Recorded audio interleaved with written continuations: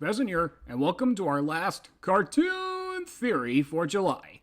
I've spent so much time talking about Pokemon that I want to go back to something more simple. Our question today is, was Scholastic's The Magic School Bus meant to be a Saturday morning cartoon? If you grew up in the 90s like me, you've probably seen The Magic School Bus on PBS from time to time. The show starred Lily Tomlin as Miss Frizzle, who gives the kids wild and wacky adventures on the titular Magic School Bus. Co-starring on the show were the talents of Danny Tamborelli and Malcolm-Jamal Warner.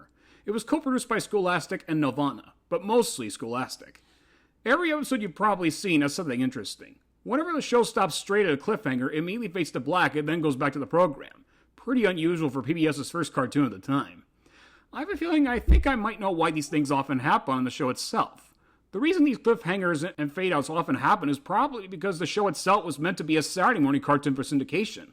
But when Scholastic tried to pitch the show to various networks like CBS, NBC, and ABC, I have a wild guess that they weren't interested in a science show for kids in 1994, says the guy who've heard of Beakman's World.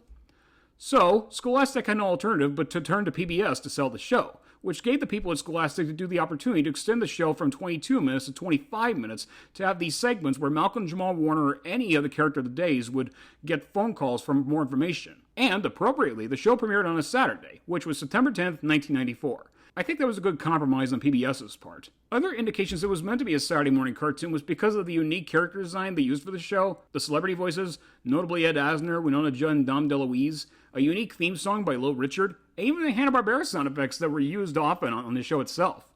Unusual for a Nelvana cartoon after they helped co-produce Inspector Gadget back in 1983. Bottom line, those are the reasons why I think The Magic School Bus was meant for Saturday morning in syndication. It's got all the wacky, goofy humor and education that kids would often ask for on Saturday mornings, at least in my opinion. I would like to dedicate this video to the late Malcolm-Jamal Warner, who voiced the producer. Thanks for answering the kids and giving them more advice on the show and how things work. You and Lily Tomlin worked as a team. Well, that's all for this video. What are your opinions on The Magic School Bus? Was it meant for PBS or syndication? Let me know in the comments. See you later, everyone!